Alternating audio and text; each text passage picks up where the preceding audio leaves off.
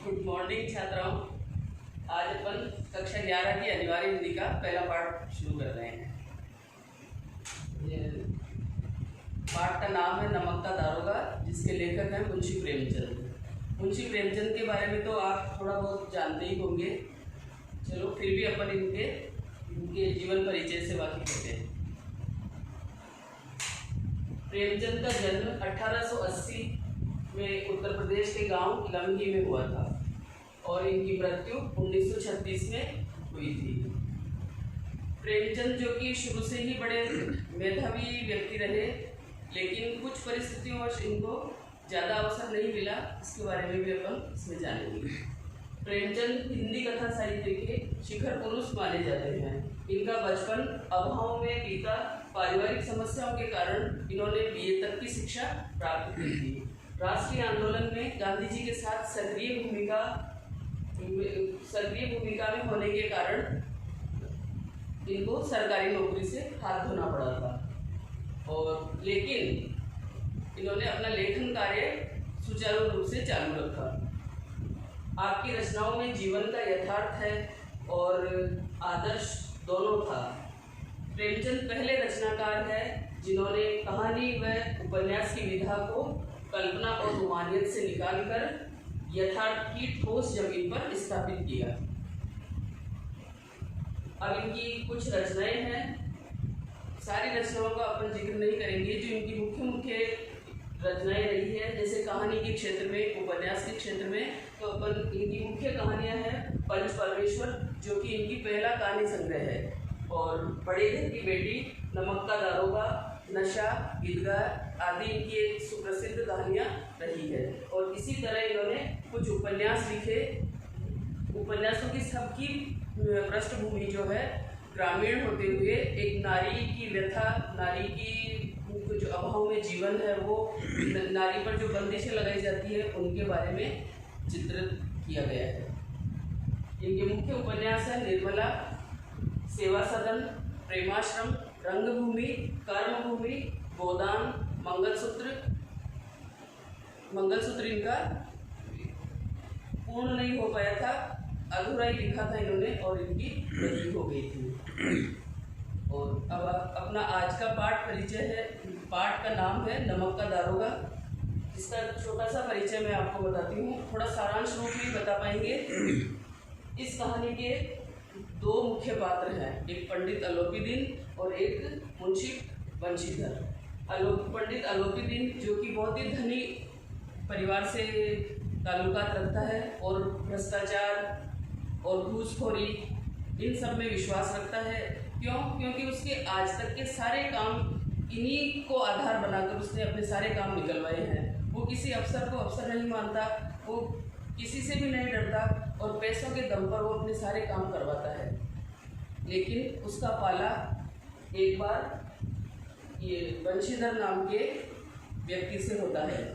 नमक का दारोगा जो कि अपनी कहानी का शीर्षक है, नमक का एक अलग विभाग होता है, नया विभाग स्थापित किया गया था। उसमें काम करने के लिए सभी लोग, बड़े बड़े अफसर भी लालायित रहते थे। क्योंकि ये विभाग ऐसा था जिसमें मूल वेतन कम था, लेकिन ऊपरी कमाई बहुत ज़्यादा थी।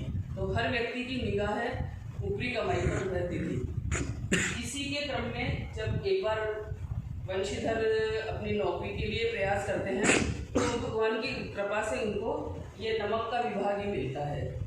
और जब ये नमक के विभाग में नौकरी करने जाते हैं, तो इनके पिता इनको हिदायत देते हैं कि बेटा कुछ भी करो, तुम ऊपरी कमाई पर अपनी नज़र रखना, क्योंकि घर में 4-5 लड़कियां हैं जो कि बड़ी घास फूस की तरह बढ़ती जा रही है, और मैंने अपना पूरा जीवन मैंने अभाव में गुजारा है। गरीबी ही मेरे साथ रही है। अब मैं चाहता हूँ कि तुम किसी अच्छे विभाग में जा रहे हो तो ऊपरी कमाई पर ध्यान रखना, क्योंकि लड़कियाँ दिन दूनी रात चौगुनी बढ़ रही है। तो इनकी देखभाल के लिए, इनके आगे के कार्यों के लिए पैसों की ज़रूरत होती है। ये सारी बातें ये बंशीधर जो है अनबने ढंग से सुनते हैं। क्योंकि ये पूर्ण रूप से ईमानदार और कर्तव्यनिष्ठ व्यक्ति होता है, तो इनको इन बातों का कोई असर नहीं होता है। लेकिन जब इनको कार्य करते हुए 4-6 महीने बीत जाते हैं, तब एक बार की बात है कि कोई पुल, नदी का पुल रहता है जिस पर रात को गलत कार्य होता है। रात को गाड़ियों को रिश्वत खा के जो भी वहाँ अधिकारी लगे हुए हैं वो निकालते रहते हैं। एक बार रात को वंशीधर अपनी ड्यूटी कर रहे थे तो उन्होंने देखा कि नदी के पुल पर कुछ हलचल हो रही है। तो उन्होंने अपने एक साथी को साथ लिया और नदी के पुल पर पहुंच गए। वहां देखा तो जो नमक से भरी हुई गाड़ियां थी वो जाने का काम कर रही थी। वंशीधर ने बड़े ही तेज मिजाज से उनको रोकने की चेष्टा की। कुछ गाड़ियां उनसे आगे निकल गई थी, लेकिन कुछ गाड़ियां फिर उनके रोकने से रुक गई थी। सबसे पीछे की गाड़ी में पंडित अलोपीदीन होते हैं, जो कि एक नंबर के भ्रष्ट और रिश्वत में विश्वास रखने वाले व्यक्ति और हर अफसर को खरीदने का मानस रखते हैं कि मैं हर किसी पैसों के दम पर सारे कार्य करवा सकता हूँ। वंशीधर को जब पता चलता है वो बड़े ही कठोर स्वभाव से पूछता है, कठोर आवाज़ में बात करता है कि ये गाड़ियाँ कहाँ जा रही है। तो उसके अलोपीदीन के जो आदमी होते हैं वो ज़्यादा परवाह नहीं करते हुए कि पीछे हमारे पंडित जी आ रहे हैं, पीछे पंडित जी आ रहे हैं, ऐसा बोल देते हैं। लेकिन उसको इस बात का कोई असर नहीं होता है। अलोपीदीन जो कि पीछे की गाड़ियों में जब देखता है कि आगे किसी ने कुछ गाड़ियाँ रोक ली है तो वो खुद उतर के आगे आते हैं और बड़े शाही अंदाज में बोलते हैं कि आप इस शहर में नए आए हो और अभी आपका और हमारा कोई पाला नहीं पड़ा है, और आप इस बात की चिंता नहीं करें कि लक्ष्मी की कृपा आप पर बनी रहेगी। वो अप्रत्यक्ष रूप से उनको रिश्वत का प्रलोभन देते हैं। लेकिन वंशीधर पर, क्योंकि वंशीधर एक ईमानदार व्यक्ति होता है, एक अच्छा अफसर होता है, तो इन पर उनकी बात का कोई असर नहीं पड़ता है। इस तरीके से अलोपीदीन अपने जाल में फंसाने के लिए रिश्वत पर वो आगे से आगे प्रलोभन देता रहता है कि 10,000 में तय कर लीजिए, 20,000 में, 30,000 में, 40,000 तक बात पहुंच जाती है। लेकिन वंशीधर जो कि ईमानदारी के जीते जागते नमूने हैं तो वो इस पर कुछ भी विचार नहीं करते उसके इस तरह की बात करने पर। अलोपीदीन इनको कि रातों रात पूरे शहर में खबर फैल जाती है कि पंडित अलोपीदीन जो है वो गलत कार्यों में पकड़े गए, क्योंकि वंशीधर इनको जेल करवा देते हैं, इनको हथकड़ियाँ पड़ती है और ये अदालत पहुंच जाते हैं। फिर जब अदालत में इनके खिलाफ आवाज़ उठाई जाती है तो अदालत में भी सब वकील वगैरह सब बिके हुए रहते हैं, वो सब पंडित अलोपीदीन का ही पक्ष लेते हैं और वंशीधर को जो है हार का मुंह देखना पड़ता है। तब उनको बड़ा आत्मग्लानि होती है कि हाँ, कोई भी व्यक्ति कितना ईमानदार रहना चाहे, लेकिन जनता नहीं चाहती है कि कोई व्यक्ति ईमानदारी से रहे, और इस तरीके से एक ईमानदार अफसर को नीचा देखना पड़ता है। और वो और अलोपीदीन यहाँ तक ही सीमित नहीं रहते, वो क्या करते हैं कि वंशीधर का जो है तबादला करवाने की बात करते हैं। और उसके बाद वंशीधर अपना लटका सा मुँह लेके घर आ जाते हैं। घर आकर सारी बात बताते हैं तो उनके पिताजी बोलते हैं कि मुझे जिस चीज़ का डर था वही हुआ, और तुमने उनके खिलाफ आवाज़ उठाई, ये तुमने अच्छा नहीं किया। और अपने लड़के से वो बात नहीं करते हैं। कुछ दिनों के बाद अलोपीदीन जो है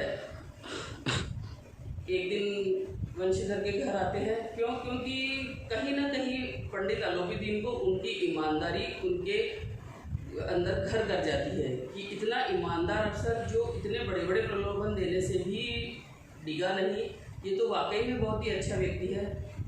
अलोपीदीन घर आते हैं। वंशीधर जो कभी अपना ईमानदारी का परिचय दिया करते थे वो भी उनके आगे थोड़ा नतमस्तक हो जाते हैं कि आज का युग भ्रष्टाचार का और रिश्वत का ही युग है, तो ऐसे व्यक्तियों के खिलाफ नहीं जा सकता।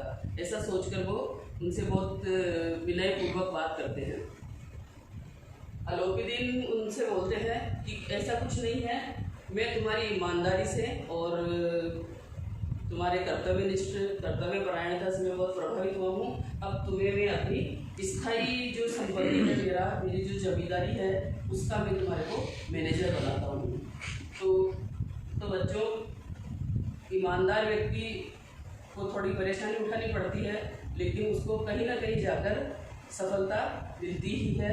और अलोपीदीन जो कि भ्रष्टाचार में, रिश्वत में, घूस में, इसमें विश्वास रखते थे, वो भी उनकी ईमानदारी के कायल हो जाते हैं और अपने जो उनका जो कारोबार होता है उसके सबसे बड़े मैनेजर मुंशी प्रेम इनको वंशीधर को बनाते हैं और ये बोलते हैं कि तुम्हारी तनख्वाह इतनी रहेगी, गाड़ी घोड़ा बंगला सब कुछ तुम्हारे सारी सुख सुविधा का सामान रहेगा। ये सब सुनकर वंशीधर को बिल्कुल भी विश्वास नहीं होता है कि ईमानदारी का इतना बड़ा उपहार मुझे मिलेगा। तो बच्चों, हमेशा व्यक्ति को ईमानदार रहना चाहिए और कभी भी रिश्वत के चक्कर में नहीं पड़ना चाहिए। अपना ये जो पाठ है सारांश रूप में मैंने बताया है और इसके कुछ कठिन शब्द हैं, आप चाहें तो इनको लिखिए, क्योंकि इसमें कुछ शब्द जो है थोड़े उर्दू के काम में दिए हुए हैं, तो आप इसमें से इसके कठिन शब्द नेक्स्ट अगले वीडियो।